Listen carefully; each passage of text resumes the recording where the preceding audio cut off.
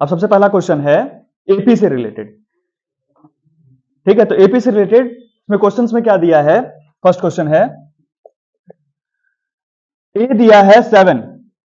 ए का मतलब जानते ही है, सबसे पहला टर्म ए है 7 और दिया हुआ है ए एन जो है वो है 84। ए एन कितना दिया हुआ है? 84। और कुछ दिया हुआ है sum of first N terms. Sum of first N terms मतलब एस एन दिया हुआ है, ये दिया हुआ है 2093 डिवाइडेड बाय 2। तुमको फाइंड करना है एन। इस क्वेश्चन में ए एन दिया हुआ है कितना? ए एन जो दिया हुआ है वो है 84 और ए एन का फॉर्मूला क्या लिख सकते हैं? A plus N minus one into D. कितना दिया हुआ है? 84। ए पता है क्या? कितना? 7 प्लस एन नहीं पता है -1, डी भी नहीं पता है, इज इक्वल्स टू 84।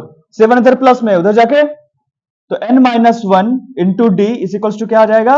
84 माइनस 7। तो n minus one into D is equals to 7 अगर माइनस करेंगे तो कितना हो जाएगा? 77 हो जाएगा क्या? एकदम हो जाएगा। यहां पर से हम d का वैल्यू निकाल देते हैं तो d is equals to n minus one, यहां मल्टीप्लाई में था उधर जाके डिवाइड। ये हो गया किसका वैल्यू? d का वैल्यू हो गया। अब एक और चीज यहां पे दिया है हमको, एस एन दिया है क्या? हम क्या करेंगे? एस एन का फॉर्मूला लिख देंगे। क्या होता है? n by 2 2a plus into D. S N is equals to n by 2। अच्छा, एस एन तो दिया हुआ है तो एस एन की जगह पे वैल्यू क्या लिख देंगे? 2093 बाय 2 इंटू 2 इंटू ए कितना है? 7 है प्लस n नहीं पता है -1, डी कितना है? देखो तो डी का वैल्यू क्या लाए हम लोग? 77 बाय n माइनस 1। तो यहां पे लिख देंगे 77 बाय n माइनस 1। क्या n माइनस 1 और n माइनस 1 कट जाएगा? मल्टीप्लाई में है तो ठीक है। अब 2 इधर मल्टीप्लाई में इधर आके, सॉरी 2 इधर डिवाइड में इधर आके, तो ये 2 और ये 2 भी कट जाएगा। क्या बचा? 2093 इज इक्वल्स टू n 7 2 14 और क्या बचा यहां? प्लस 77, ये तो 1 बार में कटा था, 77 इंटू 1 77 हो गया। 2093 is equals to n, bracket का मतलब मल्टीप्लाई, दोनों को ऐड करो कितना हो जाएगा? 90 91 91 इधर मल्टीप्लाई में इधर आके डिवाइड। इसे कटाओगे कितना बार में कट जाएगा? 23 बार में। तो n इज इक्वल्स टू 23। ऐसे बनाए थे।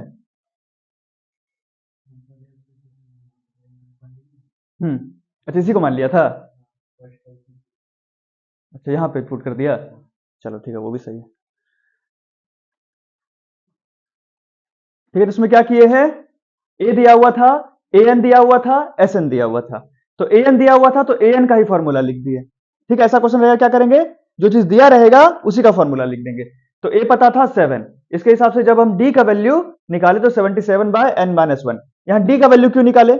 इसलिए निकाले ताकि जब एस एन का फॉर्मूला लिखें तो उसमें डी आता है कि नहीं, तो वहां पे डी के जगह पे इस फॉर्मूला को पुट कर देंगे। ठीक है, और यहाँ n माइनस वन कट गया और सॉल्व किए तो n कितना आ गया? 23। मतलब कितना टर्म है? 23 टर्म है। अब आते हैं सेकंड नंबर क्वेश्चन में। ठीक है, इसमें 30 या 40 सेकंड ज्यादा लगना चाहिए, उससे ज्यादा नहीं लगना चाहिए। 40 सेकंड बहुत हो गया। क्वेश्चन क्या है?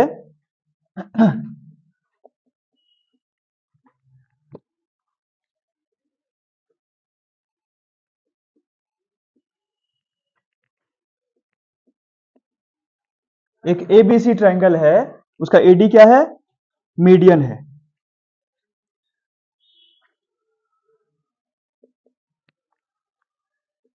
ए का कोऑर्डिनेट है 5 6, बी का कोऑर्डिनेट है 6 4 5 और -6 है, ठीक है। ये है 6 4 और ये C का कोऑर्डिनेट है 0 0। फाइंड करना है लेंथ ऑफ AD।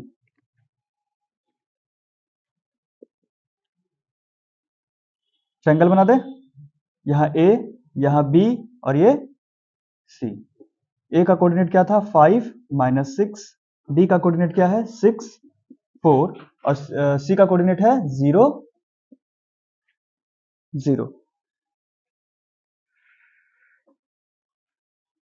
ऐसे अगर ग्राफ पेपर में अगर बनाने जाओगे तो ऐसा डायग्राम नहीं बनेगा, क्योंकि C देखो 0 0 पे है, मतलब ये कहां पे होगा, ओरिजिन पे होगा। लेकिन ऐसे समझाने के लिए बता रहे हैं एक ट्रायंगल बनेगा, ठीक है। उसमें अगर बनाने जाएंगे तो डायग्राम कुछ और बन जाएगा, यहां से ओरिजिन से ऐसे करके जाएगा। इसमें क्या बोला है, AD जो है वो क्या है, AD क्या है, मीडियन है। AD क्या है, तो AD अगर मीडियन होगा तो क्या लगता है, क्या कुछ देखने के लिए मिलेगा, क्या BD और CD बराबर हो जाएगा, इसका मतलब क्या D मिड पॉइंट हो जाएगा। तो D का कोऑर्डिनेट मान लेते हैं x1 और y1 मान लेते हैं, x1 और y1। तो ये मिड पॉइंट होगा D, इसमें कोई दिक्कत नहीं। AD क्या था, मीडियन था, तो D क्या हो जाएगा, किसका मिड पॉइंट हो जाएगा, BC का। तो लिख सकते हैं D is mid point of BC। तो BC का अगर D मिड पॉइंट है तो क्या हम x1 और y1 का वैल्यू निकाल सकते हैं। तो x1 निकालेंगे तो मिड पॉइंट का फॉर्मूला क्या डालेंगे, x1 प्लस x2 बाय 2। और y1 कैसे निकालेंगे, y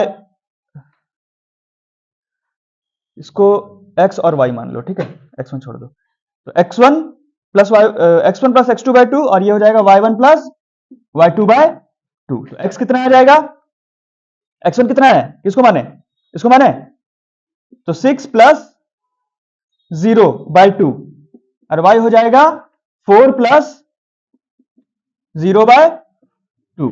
ठीक है, कितना हो जाएगा 6 प्लस 0 6, 6 बाय 2, x हो गया 3 और y हो जाएगा 4 प्लस 0 4, 4 बाय 2 2 हो जाएगा। तो x 3 हो जाएगा और y 2 हो जाएगा। तो यहां पे लिख देंगे x कितना 3 और y कितना 2। हमको क्या निकालना है, AD का लेंथ निकालना है। तो कौन सा फॉर्मूला लगाएंगे, लेंथ निकालना है तो डिस्टेंस का फॉर्मूला लगाएंगे क्या, जो कि क्या था root under x2 minus x1 का whole square plus y2 minus y1 का, ये ना फॉर्मूला था। तो AD is equals to root under, चलो इस दोनों का कोऑर्डिनेट लेंगे, चलो इसको x2 मान लेते हैं, इसको क्या मान लेते हैं x2। तो क्या हो जाएगा 5 माइनस 3 का होल स्क्वायर प्लस, यहां क्या है, ध्यान देना -6 है, 6 नहीं है, क्या है, तो -6 और यहां क्या है माइनस, माइनस y1 कितना है 2 का होल स्क्वायर। तो AD is equals to root under 5 minus 3 2 का square plus minus minus 6 plus 2 8 और क्या चीज में माइनस में -8 का, AD is equals to root under 2 का स्क्वायर 4 और -8 का स्क्वायर। बताए थे कि कोई भी नंबर अगर माइनस में रहे, कोई भी नंबर माइनस या प्लस में रहे, अगर उसका स्क्वायर करेंगे तो माइनस हट जाता है, ठीक है, पॉजिटिव में ही आ जाता है। तो AD कितना हो जाएगा रूट अंडर 64 प्लस 4, बस यही हो जाएगा answer. AD is equals to root 68 unit, ठीक है। ऑफ नहीं कर दिया, ठीक। क्वेश्चन है द वॉल्यूम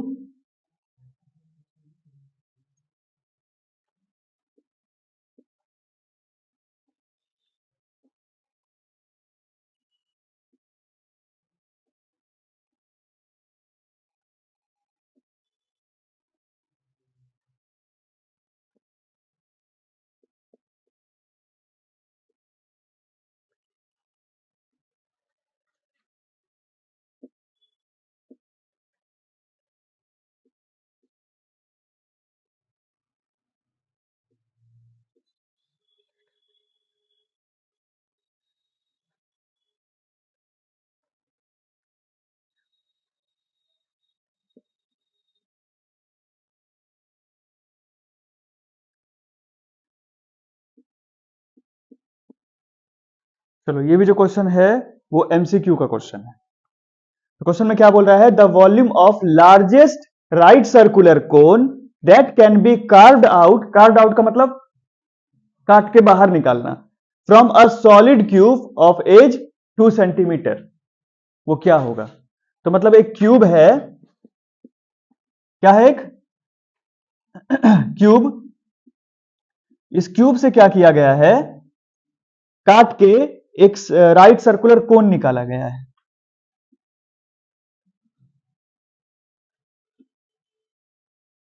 इसी से काट के ये कोन निकाला गया है, ठीक है। और सबसे जितना बड़ा से बड़ा कोन निकाला जा सकता था इससे काट के, उतना बड़ा कोन निकाला गया है। तो अब ये इमेजिन करो कि ये जो होगा पूरा का पूरा यहां से यहां तक, वो क्या इसके बराबर होगा। रुको इमेजिन करो, जैसे देखो ये डब्बा है, एलईडी का प्रचार हो जाएगा ना। देखो ये डब्बा है, अब इस डब्बा से हम क्या बोलेंगे कि कोन को काटना है, कोन को काटना है। तो इसका जो बेस है वो नीचे कैसा रहेगा, सर्कुलर। अब बोले सबसे बड़ा से बड़ा कोन जो काट सकते हो, तो इसका बेस क्या करोगे, इसको लोगे क्या, यहां से काटोगे कि छोटा काटोगे। सबसे बड़ा से बड़ा कोन बोले हैं, तो यहां से लेके यहां तक ऐसे करके काटेंगे। तो यहां से अगर हम लोग सर्कल करके काटते हैं, समझना बात को, तो इस कोन का डायमीटर और इस क्यूब, मान लो ये क्यूब है, तो क्यूब का डायमीटर दोनों सेम होगा क्या। तो हम लोग यहां जान रहे हैं कि इस क्यूब का क्या चीज दिया है, एज दिया है, मतलब साइड दिया है क्यूब का कितना, 2 सेंटीमीटर। तो इसका जो साइड है 2 सेंटीमीटर है, कितना है, साइड 2 सेंटीमीटर है। तो साइड अगर 2 सेंटीमीटर है तो कोन का डायमीटर भी 2 सेंटीमीटर होगा। तो साइड 2 सेंटीमीटर है, तो diameter of cone is equals to side of cube हो जाएगा।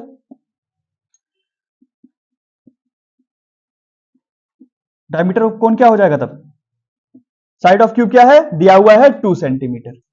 तो अगर डायमीटर 2 सेंटीमीटर है तो रेडियस, रेडियस क्या हो जाएगा, आधा हो जाएगा क्या, तो 2/2 कितना, 1 सेंटीमीटर। चलो इस कोन का हमको क्या पता चल गया, रेडियस पता चल गया, जो कि रेडियस कितना होगा, 1 सेंटीमीटर। अब इमेजिन करो, ये बेस तो सर्कुलर हो गया, अब हमको क्या करना है, इससे किसको काटना है, कोन को काटना है। तो कोन का हाइट कितना होना चाहिए, इससे बड़ा हो जाएगा क्या, इससे बड़ा तो नहीं हो सकता है, कितना हाइट होगा, जितना इस बॉक्स का हाइट है। तो वहां पे जो है वो बॉक्स कैसा है, क्यूब है, क्यूब का मतलब सब साइड, साइड भी सेम, लेंथ भी सेम, ब्रेथ भी सेम और हाइट भी सेम है। तो क्या लगता है कि कोन जो कटेगा कितना हाइट का कटेगा, ऑब्वियसली ये जितना बड़ा था, तो ये कितना बड़ा था, सब साइड तो 2 सेंटीमीटर है, 2, तो इसका हाइट भी क्या हो जाएगा, हाइट ऑफ कोन कितना हो जाएगा, 2 सेंटीमीटर। और क्या निकालना था हमको, वॉल्यूम। तो वॉल्यूम का फॉर्मूला क्या लिखते हैं, कोन का volume 1/3 pi R square H. एक साथ ऑप्शन में जो दिया है वो पाई के फॉर्म में दिया है। अब देखना, ध्यान देना, ऑप्शन में जो दिया रहेगा अगर पाई के फॉर्म में दिया रहेगा, इसका मतलब पाई का वैल्यू हमको नहीं डालना है। तो क्या करेंगे, 1/3 लिख दिए, पाई के जगह पे पाई लिख दिए। रेडियस कितना था, रेडियस था 1 सेंटीमीटर, तो इंटू 1, रेडियस का स्क्वायर है तो 1 का स्क्वायर, इंटू हाइट कितना था, 2 था, 2 लिख दिए। तो 1 इंटू पाई, पाई/3 इंटू 1 का स्क्वायर 1 ही हो जाएगा, इंटू 2, 2 इंटू 1 2, 2 इंटू पाई 2 पाई/3, ये आ जाएगा वॉल्यूम ऑफ कोन। तो ध्यान रखना है इस चीज का कि अगर क्यूब दिया रहेगा तो क्यूब का जो साइड है और इस कोन का जो डायमीटर है दोनों क्या होगा, सेम होगा। और डायमीटर पता है तो रेडियस निकल जाएगा। अब कोन का हाइट कितना होगा, जितना बड़ा ये क्यूब होगा तो कितना बड़ा है, 2 सेंटीमीटर है, तो इसका हाइट भी क्या हो जाएगा, तो रेडियस पता है और हाइट भी पता है, तो वॉल्यूम आराम से निकाल सकते हैं।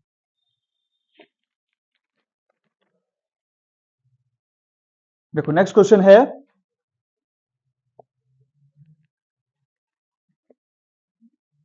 Prove that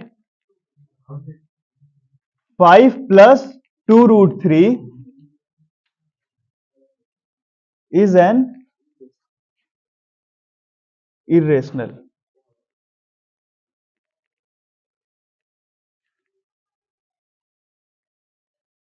number if it is given that root 3 is irrational। अब इसमें क्या बोल रहा है कि 5 प्लस 2 रूट 3 को क्या करना है, इरेशनल प्रूफ करना है, और ये चीज दिया हुआ है कि रूट 3 क्या है, इरेशनल नंबर है। तो हम लोग क्या करेंगे, इसको पहले कॉन्ट्राडिक्ट करने के लिए कि ताकि मतलब रेशनल नंबर भी आ जाए और इरेशनल नंबर भी आ जाए। और कोई भी चीज रेशनल नंबर और इरेशनल नंबर दोनों चीज हो सकता है क्या, नहीं हो सकता है, तो हम लोग कॉन्ट्राडिक्ट करेंगे। तो इरेशनल प्रूफ करने बोला है ना, हम क्या मान लेंगे, rational. Let 5 plus 2 root 3 be rational number. अगर इसको हम रैशनल नंबर मानते हैं तो बोल सकते हैं कि 5 plus 2 root 3 is equals to P by Q के फॉर्म में लिख सकते हैं। और यहां पे बोल सकते हैं P एंड Q आर को प्राइम। P और Q क्या होगा, अच्छा को प्राइम का मतलब, को प्राइम का मतलब होता है कि ऐसा दो नंबर जिसका फैक्टर जो है सिर्फ 1 ही मैच करे, सिर्फ 1 मैच करे और कोई फैक्टर मैच नहीं करे, उसको क्या बोलते हैं, को प्राइम। मतलब P का जो फैक्टर होगा, मतलब P अगर किसी के टेबल में आता होगा और Q किसी के टेबल में आता होगा तो सिर्फ वो नंबर 1 हो सकता है। लेकिन अगर कोई और नंबर ऐसा आ जाए जिससे P भी डिवाइड हो रहा है और Q भी डिवाइड हो रहा है, इसका मतलब P और Q क्या है, को प्राइम नहीं है। और अगर ये को प्राइम नहीं है तो ये रैशनल नंबर नहीं है। तो यही चीज हम लोग प्रूव करेंगे कि P जो है कोई नंबर से डिवाइड होगा और उसी नंबर से Q भी डिवाइड होगा। तो अगर ऐसा सिचुएशन हो जाएगा तो ये को प्राइम होगा, को प्राइम नहीं होगा, और को प्राइम नहीं होगा तो ये रैशनल नंबर नहीं होगा, और रैशनल नंबर नहीं होगा तो ये क्या होगा, अब वही तो प्रूफ करना है। ठीक, तो 5 प्लस 2 रूट 3 कितना है, P बाय Q। तो 5 इधर प्लस में उधर जाके, तो 2 root 3 is equals to P by Q, 5 plus में उधर जाके माइनस हो जाएगा।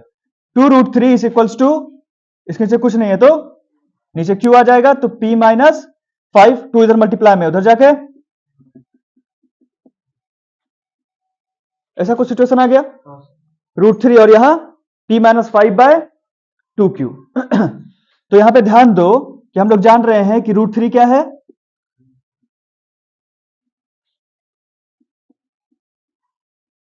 रूट 3 है इरेशनल नंबर। और यहां पे जो,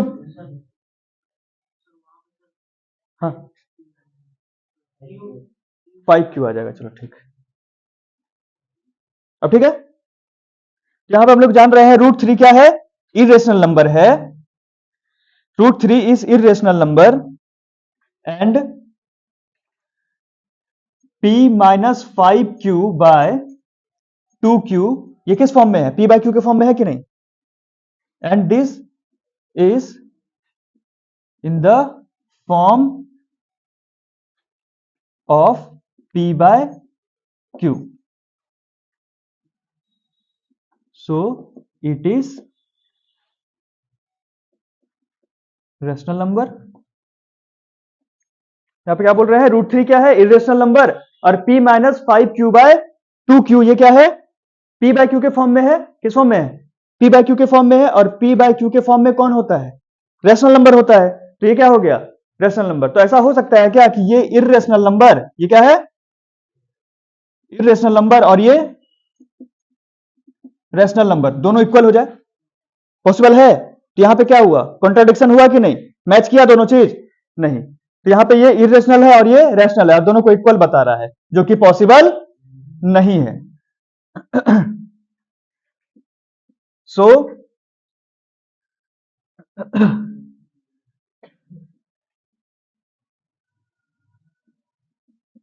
assumption that 5 plus 2 root 3 is rational is wrong। 5 plus 2 root 3 is irrational number. यहां पे क्या लिखे, ये जो एजम्पशन हम माने थे, मतलब जो सोचे थे क्या, ये 5+2√3 क्या है, रेशनल नंबर है। 5+2√3 क्या है, रेशनल नंबर है, वो गलत है। क्यों? क्योंकि यहां पे हम लोग क्या देख रहे हैं कि इरेशनल नंबर किसके बराबर दिखा रहा है, इरेशनल नंबर किसके बराबर दिखा रहा है, रेशनल नंबर के बराबर, जो कि पॉसिबल नहीं है। तो मतलब हम लोग स्टार्टिंग में ही गलती कर दिए। क्या गलती कर दिए कि 5+2√3 को रेशनल नंबर मान लिए, ये पॉसिबल नहीं हो सकता है। तो बस यही चीज हम लोग को करना था कि रेशनल नंबर मान के इसको दिखा देना है कि रेशनल नंबर नहीं हो सकता है। तो रेशनल नंबर नहीं हो सकता है तो क्या हो सकता है, इरेशनल नंबर। तो हम लोग बोल सकते हैं कि 5+2√3 क्या है, इरेशनल नंबर। ये क्वेश्चन इंपॉर्टेंट है, इसको भी मार्क कर लीजिए, ठीक है। बोर्ड पे फोकस करो, मेरे फोकस करके क्या मिलेगा, ध्यान दो। यहाँ prove tan theta by trigonometry. Trigonometry का क्वेश्चन देके खुश हो जाते तुम लोग, नहीं? बनता नहीं, बात अलग है। cot theta by 1 minus tan theta is equals to 1 plus sec theta cosec theta. Try करोगे, करो। सबसे पहले क्या करते हैं, LHS को लेंगे। तो LHS में क्या है, tan theta by 1 minus cot theta plus cot theta by 1 minus tan theta. तो tan थीटा को क्या लिख सकते हैं, इसको लिख सकते हैं sin theta by cos theta divided by 1 minus cot theta क्या लिख सकते हैं, cos theta by sin theta plus cot theta को क्या लिख सकते हैं, cos theta by sin theta by 1 minus tan theta को क्या लिख सकते हैं, sin theta by cos theta. ये हो जाएगा sin theta by cos theta divided by, अब देखो यहाँ इसके नीचे कुछ नहीं है तो 1, तो sin थीटा और 1 का एलसीएम क्या हो जाएगा, sin थीटा, 1 के टेबल में sin थीटा बार में sin theta into 1, sin theta minus cos theta plus यहां पे क्या है, cos theta by sin theta, LCM ले लेंगे, cos थीटा, यह आ जाएगा cos theta minus sin theta. अब क्या करेंगे, इधर डिवाइड में है, इसको मल्टीप्लाई में चेंज करेंगे तो ये क्या हो जाएगा, रेसिप्रोकल हो जाएगा। तो ये हो जाएगा sin theta by cos theta, इसको लिख दिए। अब इसको जैसे ही मल्टीप्लाई में चेंज करेंगे तो जो नीचे था वो क्या चला जाएगा, ऊपर चला जाएगा। तो ये हो जाएगा sin थीटा बाय, यहां पे क्या है, sin theta minus cos theta plus इसमें भी cos theta by sin theta. अब ये डिवाइड में है, तो जैसे ही मल्टीप्लाई में चेंज करेंगे ये क्या हो जाएगा, रेसिप्रोकल। तो ऊपर आ जाएगा क्या, cos थीटा और नीचे आ जाएगा cos theta minus sin theta.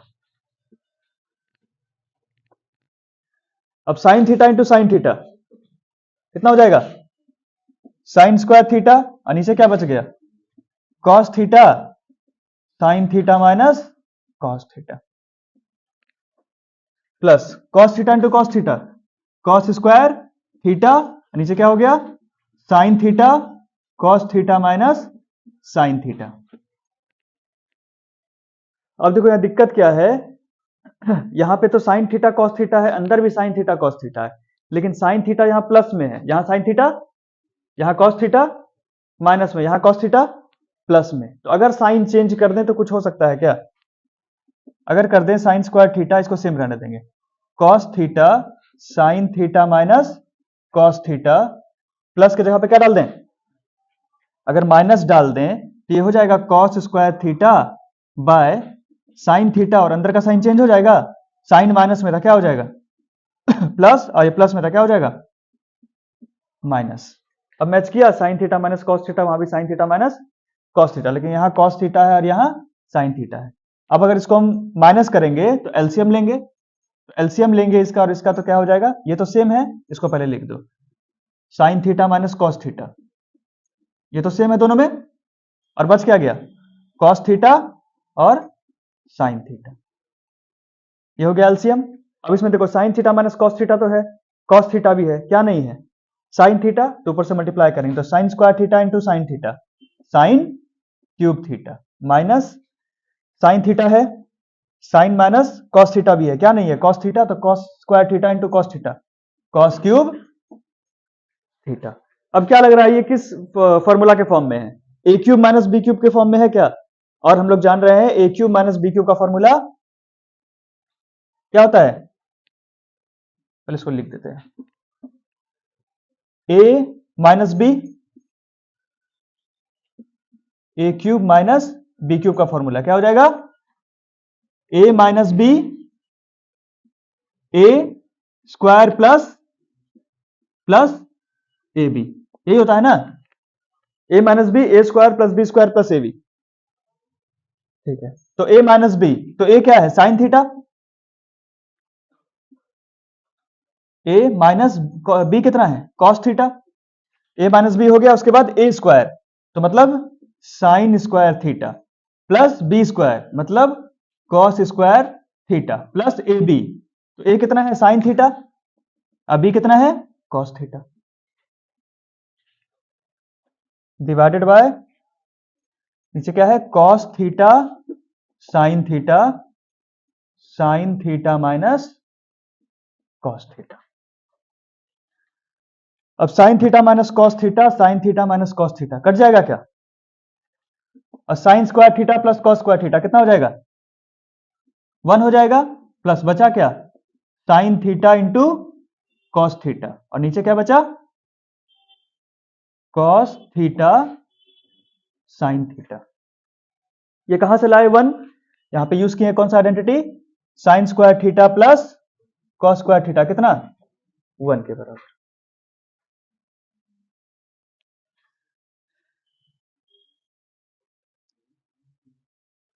ठीक है, तो इसको हम लोग क्या लिख सकते हैं, देखो यहां पे प्लस है, मतलब cos theta into sine theta 1 से भी डिवाइड है, और cos theta into sine theta into cos theta से भी डिवाइड है, तो दोनों से डिवाइड कर देते हैं, तो 1 by cos theta into sine theta, फिर क्या है बीच में प्लस है, इधर क्या था, sign theta into cos theta, इससे भी डिवाइड कर देंगे, cos theta into sine theta को लिख सकते हैं sign theta into cos theta. क्या ये दोनों कट जाएगा, कट के क्या बचेगा, 1, ऐसे क्या लिख सकते हैं, 1 बाय कॉस थीटा और 1 बाय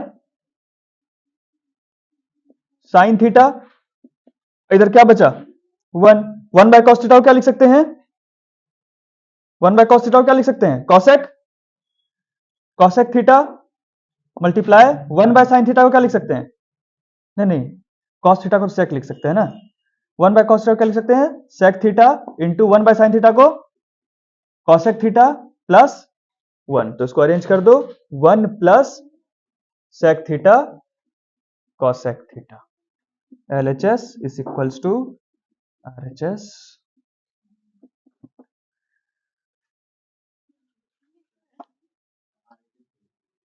हाँ कोई दिक्कत नहीं है, और ऐसा भी कर सकते थे कि LHS को थोड़ा दूर प्रूव किए, फिर RHS को थोड़ा दूर प्रूव किए और दोनों को मिला दिए, ये भी कर सकते हैं, लेकिन इसमें क्या किया हम लोग, LHS को शुरू किए उसी को प्रूव करते चले गए, लास्टली ये आ गया। इसमें कौन कौन सा आइडेंटिटी लगाए, A cube minus B cube का, जो कि फॉर्मूला क्या होता है, A minus B A square plus B square plus A B, और कौन सा लगाए, sine square theta plus cos square theta कितना होता है, 1।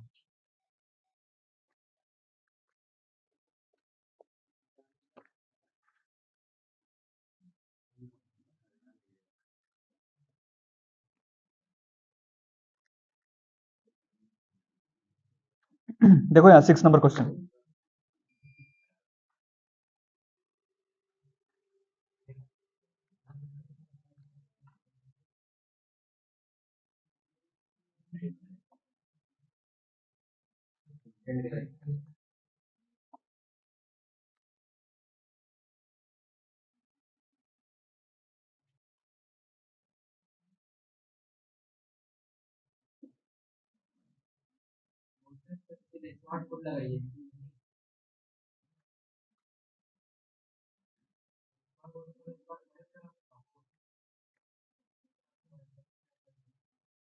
ज्यादा सोच लिया मेरे बारे में तुम।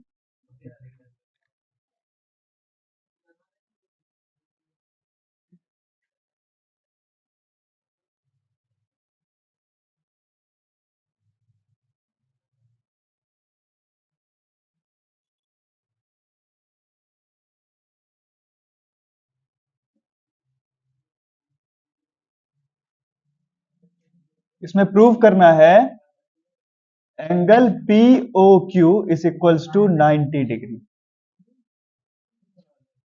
ठीक है, और इसमें दिया हुआ है कि ए क्यू आर क्यू का नाम नहीं दिए हैं, A Q R Q P R P B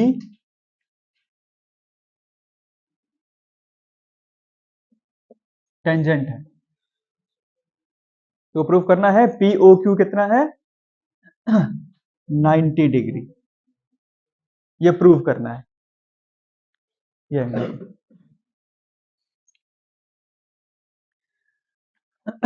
देखो इस क्वेश्चन में क्या करेंगे, एक छोटा सा कंस्ट्रक्शन करेंगे। वो कंस्ट्रक्शन क्या होगा, join O R. O R को क्या कर दिए, ज्वाइन कर दिए।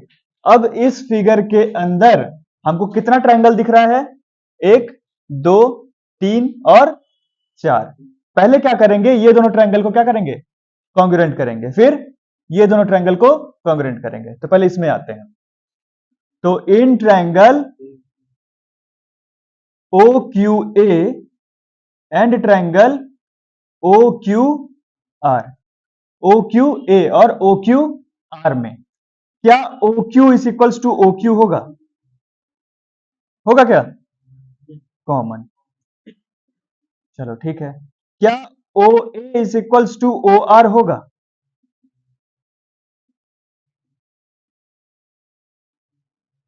क्या भूलेंगे, A Q is equals to R Q होगा क्या,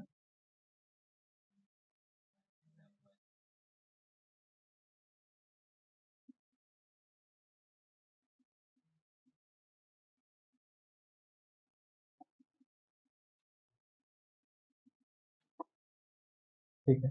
तो तीन साइड बराबर हो गया, और तीन साइड बराबर हो गया तो क्या ये दोनों ट्रायंगल कॉन्ग्रुएंट हो जाएगा, ओ क्यू ए कॉन्ग्रुएंट हो जाएगा किसके, ओ क्यू आर। और बताए थे कि अगर दो ट्रायंगल कॉन्ग्रुएंट होता है तो उसका हर साइड एक दूसरे के बराबर होता है और एंगल भी एक दूसरे के बराबर होता है। तो बोल सकते हैं ये एंगल किसके बराबर, ये एंगल इसके बराबर होगा कि नहीं। तो बोल सकते हैं angle A O Q is equals to angle R O Q. कौन सा प्रोसेस से, अच्छा ये कॉन्ग्रुएंट कौन सा प्रोसेस हुआ था, साइड साइड साइड से, और ये कौन सा प्रोसेस से इक्वल हो गया, ये दोनों कॉन्ग्रुएंट है तो ये हो जाएगा सीपी सीटी। क्या हो जाएगा, सीपी सीटी, corresponding part of congruent triangles. CP सीटी सी भी होता है, ठीक है तुम्हारा मन है। तो ये दोनों एंगल बराबर हो गया। अगर इसको x मानेंगे, x छोड़ दो, x नहीं मानना। चलो अब आते हैं ये दोनों ट्रायंगल में। तो in triangle R O P and triangle R O P and triangle B O P, B O P, क्या OP is equals to OP होगा कॉमन,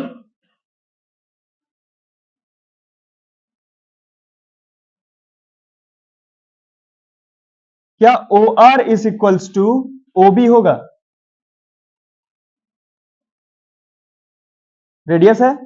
और क्या R P is equals to BP होगा, same यही tangent.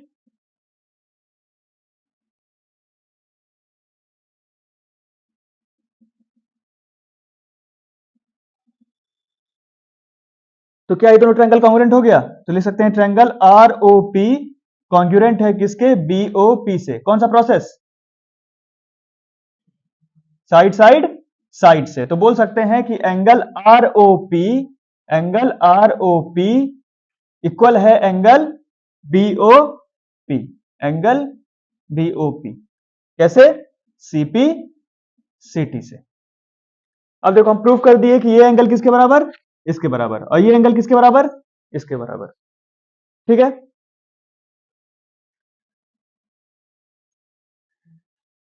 समझ लो, लिखना बाद में, समझ लो। अब हम क्या करेंगे, ए ओ बी स्ट्रेट लाइन है कि नहीं? देखो सेंटर से गया है, डायमीटर है ना, स्ट्रेट लाइन में ही रहता है, तो ए ओ बी अगर स्ट्रेट लाइन है तो ये सब मिला के कितना डिग्री होगा? स्ट्रेट एंगल 180 डिग्री होगा। ठीक है, तो angle A O B is equals to 180 degree. क्यों? स्ट्रेट लाइन है, तो इसका मतलब अगर हम चारों एंगल को जोड़ेंगे तो कितना के बराबर होना चाहिए? 180 के बराबर होना चाहिए। तो चारों एंगल कौन कौन सा है? Angle A O Q plus angle R O Q plus angle R O P लिखे थे ना, हाँ, R O P plus angle B O P कितना के बराबर होना चाहिए? 180 डिग्री होना चाहिए। और ध्यान देना कि हमको जो चाहिए वो ये एंगल को प्रूफ करना है 90, मतलब ये वाला एंगल भी चाहिए और ये वाला भी चाहिए। तो ये जो एंगल है ना, इसको हम क्या लिख सकते हैं? इसके बराबर लिख सकते हैं, अभी प्रूफ किए हैं। और ये एंगल को क्या लिख सकते हैं? इसके बराबर लिख सकते हैं। तो लिखो ए ओ क्यू को क्या लिख देंगे? Angle R O Q. R O Q को किसके बराबर प्रूफ किए थे? तो ए ओ क्यू को क्या लिख दिए? R O Q. और यहां पे एक पहले से है R O Q plus angle R O P. अब बी ओ पी को क्या लिख सकते हैं? R O P, angle R O P is equals to 180 degree. क्या आर ओ क्यू हो गया? 2 angle R O Q plus R O P क्या हो गया? 2 एंगल आर ओ पी कितना के बराबर? 180 डिग्री के बराबर। कॉमन क्या आएगा दोनों में? 2, तो बचा क्या?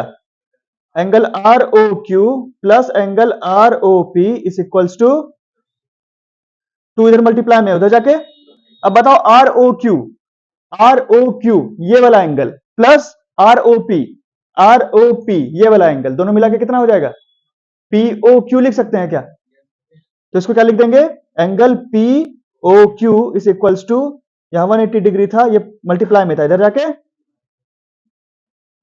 तो angle P O Q is equals to 90 degree proof.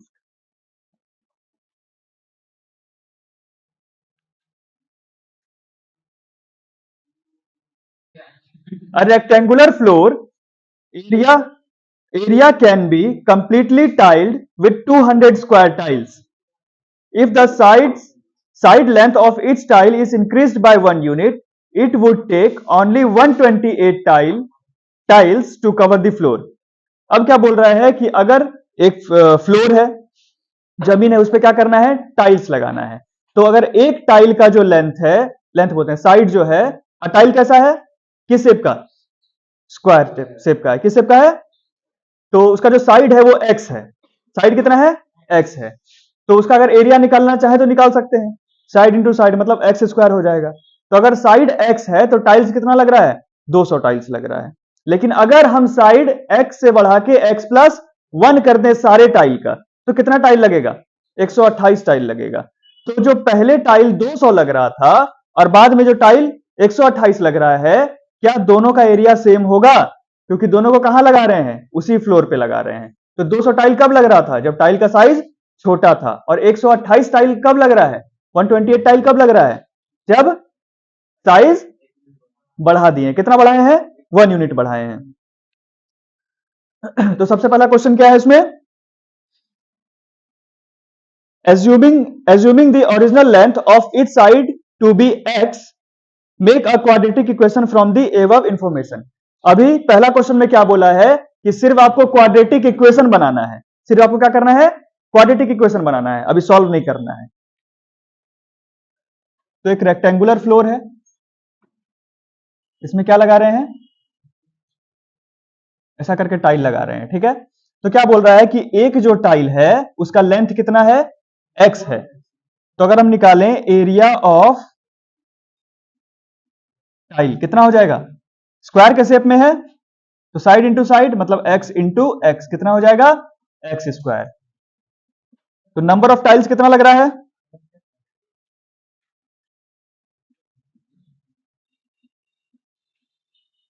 Number of tiles use to cover floor 200।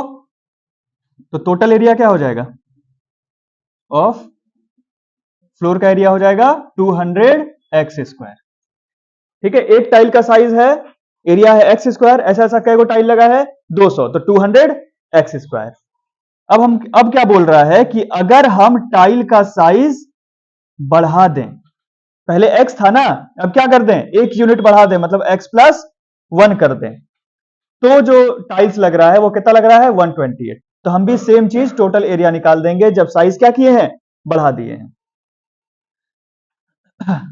यहां पे साइड कितना हो गया है x+1, यहां पे साइड कितना था x, तो जब x+1 हो गया है तो एरिया ऑफ टाइल, एक टाइल का क्या हो जाएगा x+1, साइड का स्क्वायर, साइड स्क्वायर हो गया। और नंबर ऑफ टाइल्स कितना लगा है इसमें जब एक यूनिट बढ़ाए हैं, तो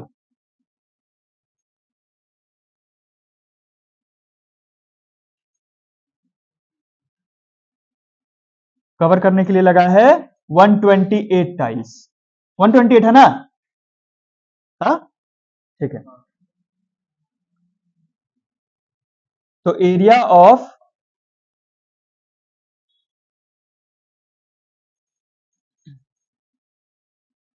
टोटल एरिया ऑफ फ्लोर, तो टोटल कितना है 128 टाइल है, और एक टाइल का एरिया जो है वो x+1 का होल स्क्वायर है। अब बताओ यहां पर जो फ्लोर का एरिया आया है और यहां पर जो फ्लोर का एरिया आया है क्या सेम होगा? फ्लोर का एरिया तो नहीं बदलेगा, वही रहेगा। तो हम लोग बोल सकते हैं according to question 200x² is equals to 128x+1 का होल स्क्वायर। पहला में सिर्फ क्या पूछा था, इक्वेशन पूछा था, तो क्या आ गया 200x² is equals to 128 multiply x+1 का होल स्क्वायर।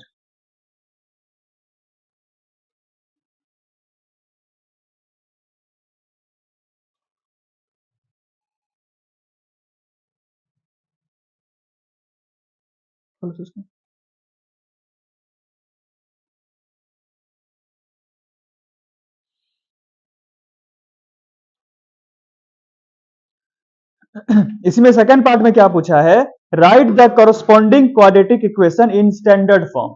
मतलब इस जो इस तरीके से लिखा हुआ है इसको क्या करना है, स्टैंडर्ड फॉर्म में करना है। तो स्टैंडर्ड फॉर्म में कैसे करें, तो इसको थोड़ा सॉल्व कर देते हैं। तो ये 200x² हो जाएगा, दूसरा नंबर बना रहे हैं, तो 200x² इज इक्वल्स टू 128, क्या ये a प्लस बी का होल स्क्वायर हो जाएगा, तो a² plus b² plus 2 into a into B. तो 200x² is equals to 128x², 1 का स्क्वायर 1 हो गया, प्लस 2 इंटू एक्स इंटू 1 2। तो 200x² is equals to 128 into X square, तो 128x² plus 128 into 1 128 plus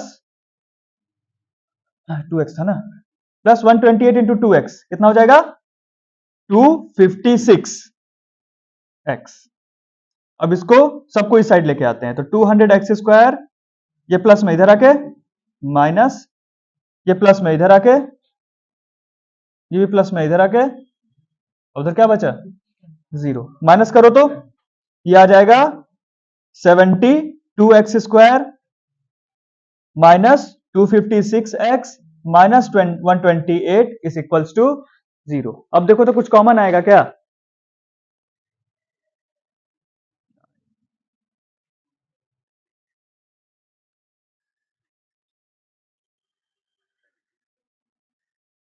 physics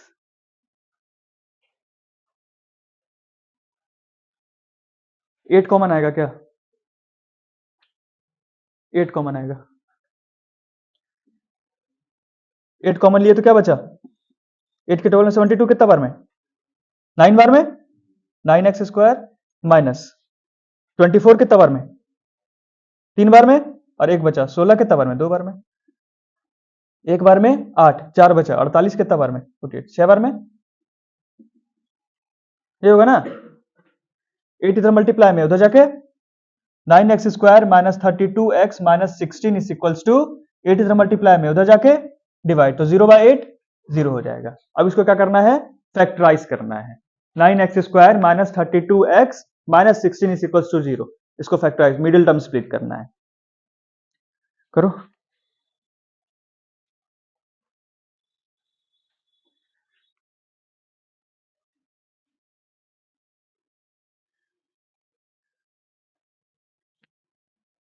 फिर मिटा दें, इधर मिटा दें।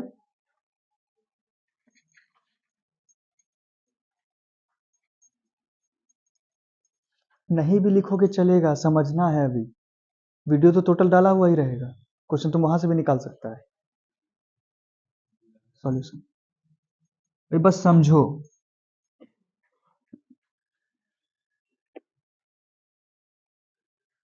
अब इसको फैक्टराइज कैसे करेंगे, 16 को पहले 9 से मल्टीप्लाई करेंगे, कितना हो जाएगा, 6 9 जार 54, 9 में जार 9 और 5 144 क्या, ठीक है। तो 144 को तोड़ो इस तरीके से, यहां पे माइनस है मतलब एक प्लस में होगा और एक, अब बीच वाला का साइन माइनस, मतलब बड़ा का साइन क्या होगा, माइनस होगा। तो इस तरीके से 2 नंबर लाना है कि दोनों को माइनस करें तो कितना आ जाए, 32। तो 2 से, फिर 2 से, 2 2 जार 36 में 4 घटाओ 32 आ गया। तो 9x स्क्वायर, अब 36 होगा और क्या होगा, 4 होगा, बड़ा का साइन क्या होना चाहिए, माइनस, तो माइनस 36 और x था, बीच में x लगा हुआ था ना, तो इसमें भी लगाएंगे, और प्लस 4x, और लास्ट में क्या क्या है, minus 16 is equals to, common क्या आएगा इसमें, 9 कॉमन आएगा क्या, 9x कॉमन आ जाएगा, तो क्या बचा, x माइनस 9 के टेबल में 36 4 बार में, प्लस कुछ कॉमन आएगा, 4 कॉमन आएगा, तो क्या बचा, x minus 4 is equals to, देखो यहाँ x माइनस 4 यहां भी आ रहा है, x माइनस 4, तो x माइनस 4 यहां लिखे और बच क्या गया, 9x plus 4 is equals to, अगर x minus 4 is equals to 0 लेते हैं तो x कितना आ जाएगा, 4 आ जाएगा। और अगर 9x plus 4 is equals to 0 लेते हैं तो 9x इज इक्वल्स टू, ये प्लस में उधर जाके, x इज इक्वल्स टू, ये मल्टीप्लाई में उधर जाके, क्या लगता है ये वैल्यू हो सकता है, क्योंकि साइड कभी भी माइनस में नहीं हो सकता है, तो ये वैल्यू हम लोग नहीं लेंगे, तो लिख देना sides can not be negative, तो x इज इक्वल्स टू 4, यहां पे x का वैल्यू क्या आ जाएगा, 4 आ जाएगा। तो देखो यहां सेकंड क्वेश्चन में क्या बोला था कि उस इक्वेशन को निकालना है, तो सेकंड क्वेश्चन का आंसर सिर्फ यहां तक ही है, ठीक है। और उसका थर्ड में क्या बोला है, थर्ड पार्ट में क्या बोला है, थर्ड पार्ट में बोला है write the corresponding quadratic equation in, नहीं ये तो हो गया, find the value of x the length of side of the tile by factorisation. तो सबसे पहले क्या बोला था कि एक इक्वेशन फॉर्म करो, कर दिए, उसका क्या बोला उसको स्टैंडर्ड फॉर्म में करो, कर दिए, उसका क्या बोला उसको सॉल्व करके x का वैल्यू निकालो, तो ये थर्ड पार्ट है, क्या करो सॉल्व करके x का वैल्यू निकालो, यहां पे निकाल दिए, तीनों पार्ट आ गया।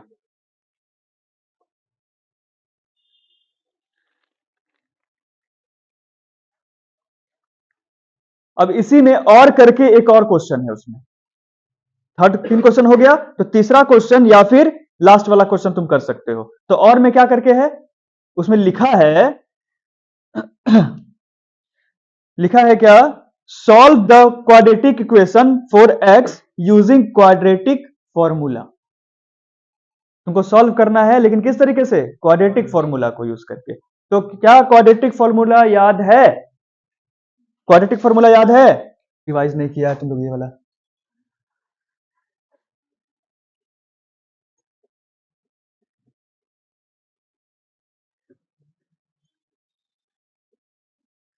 ठीक है। क्वाड्रेटिक फॉर्मूला क्या है, x is equals to minus B plus minus root under B square minus 4ac total divided by 2a।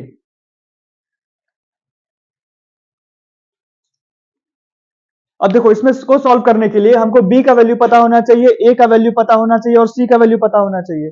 तो देखो तो हम लोग क्वाड्रेटिक इक्वेशन एक निकाले थे क्या? वो इक्वेशन क्या था यहां पे जो लिखे थे सेकंड का, क्या था? 9x स्क्वायर हाँ माइनस 16, यही था। तो इसमें a का वैल्यू क्या हो जाएगा? सबसे पहला वाला जो होता है वो होता है a, ये 9 हो जाएगा। b क्या हो जाएगा?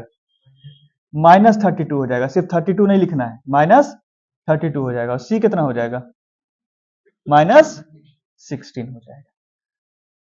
-16 ही था ना रे? अरे वो नहीं बोल रहे हैं।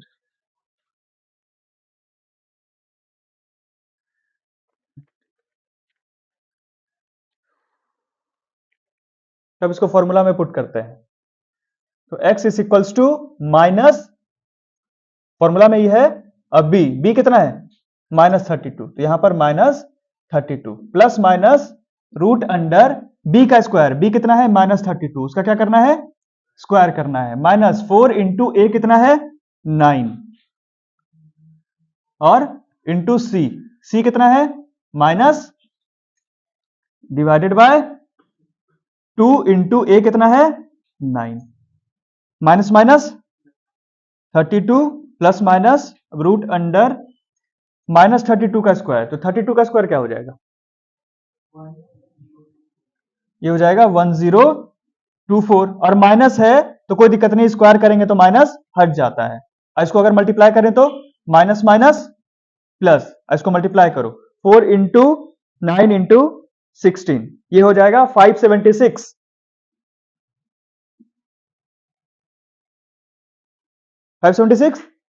बाय 9 2 जार 18, 32 प्लस माइनस रूट अंडर, इसको अगर जोड़ेंगे तो आ जाएगा 1600, कितना आ जाएगा? डिवाइडेड बाय 18 है। अब देखो 18 32 से भी नहीं, रुको तब और सॉल्व करो। 32 प्लस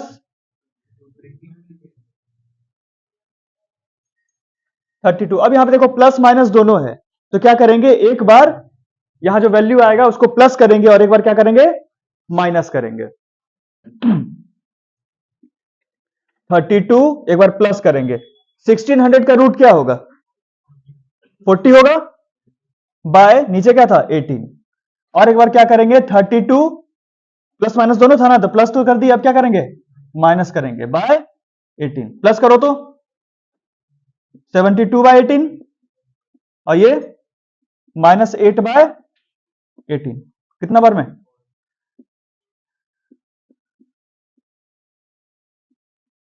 -4 बाय 9, तो x आ रहा है 4 और -4 बाय 9। ऑब्वियस सी बात है -4 बाय 9 नहीं लेंगे। क्यों नहीं लेंगे? रीजन हम लोग लिख चुके हैं, क्योंकि साइड कभी भी माइनस में नहीं हो सकता।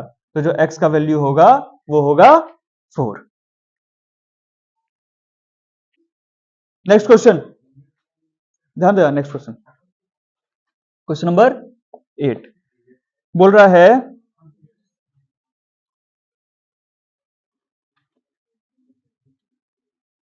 Prime factorisation of natural number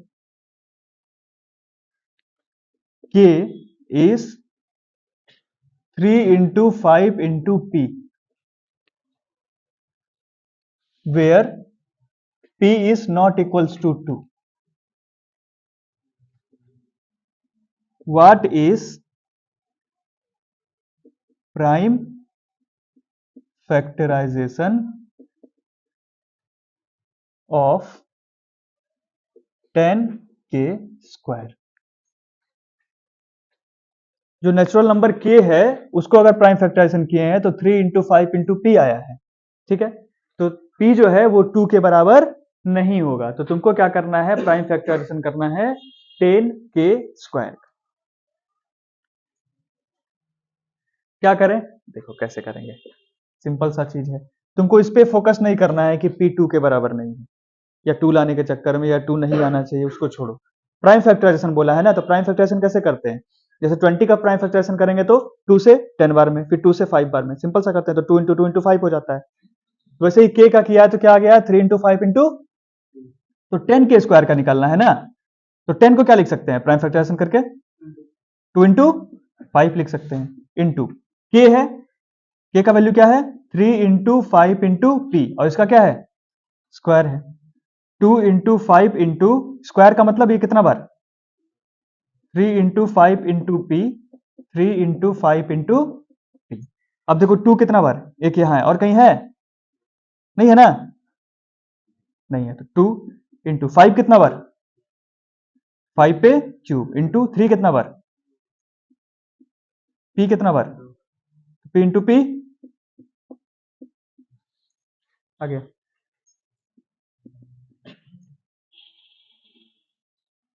अब इस क्वेश्चन को हम लोग सोचते कि अब कैसे करें, अब तो पी आया है बीच में, पी आया है, कोई दिक्कत नहीं है, इसका तो दिया हुआ है, बस के का वैल्यू पुट करना था, इसको 2 बार लिखना था। 2 कितना बार आया? 1 बार। 5 कितना बार? 3 बार। 3 कितना बार? 2 बार। और पी कितना बार? 2 बार। आ गया। ठीक है, अब आते हैं 9th नंबर क्वेश्चन में। तो 9th नंबर क्वेश्चन क्या है? Eight which point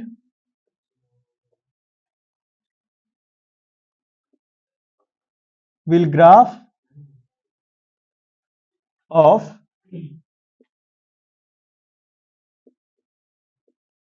polynomial px is equals to minus x plus 6x square minus 1 intersects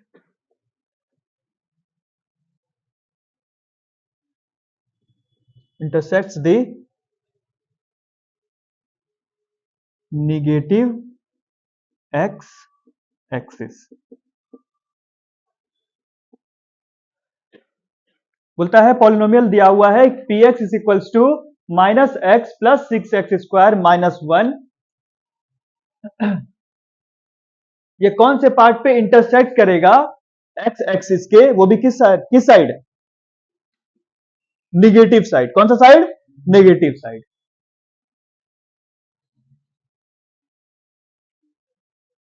तो क्या करेंगे? px इज इक्वल्स टू लिख सकते हैं, इसको अरेंज कर दें क्या? तो 6x square minus X minus 1 लिख सकते हैं, तो px क्या मान लेंगे? 0। तो 6x square minus X minus 1 is equals to, इसको क्या मान लिए? मिडिल टर्म स्प्लिट करो, क्या लिखेंगे इसको? माइनस है मतलब एक प्लस में होगा, और एक बीच वाला माइनस है मतलब बड़ा वाला साइन माइनस में होगा। क्या लिख सकते हैं इसको? 3 और 2 भाई, 3 और 2 लाइव है बाबू, बेइज्जती हो जाए। 6x square 6x square minus 3x plus 2x minus 1 is equals to 2x, नहीं सॉरी, क्या कॉमन आएगा? 3x कॉमन आ जाएगा, तो बचेगा 2x माइनस 1 प्लस 1 कॉमन आ गया, 2x minus is equals to 0, तो 2x माइनस 1 दोनों में आ गया, और क्या बच गया? 3x minus 1 is equals to 0, plus 1 is equals to 0, तो 2x minus 1 is equals to 0, तो 2x is equals to x is equals to 3x plus 1 is equals to 0 है, तो 3x is equals to x is equals to, अब देखो x का value एक जगह आ रहा है 1/2, और एक बार x का वैल्यू आ रहा है -1/3। तो हमको पूछा है कि x एक्सिस पे ये कहां पे इंटरसेक्ट करेगा, लेकिन कौन सा पार्ट होना चाहिए? Negative part. तो ये निगेटिव पार्ट है क्या? ये है निगेटिव पार्ट, तो आंसर होगा x इज इक्वल्स टू -1/3। बस।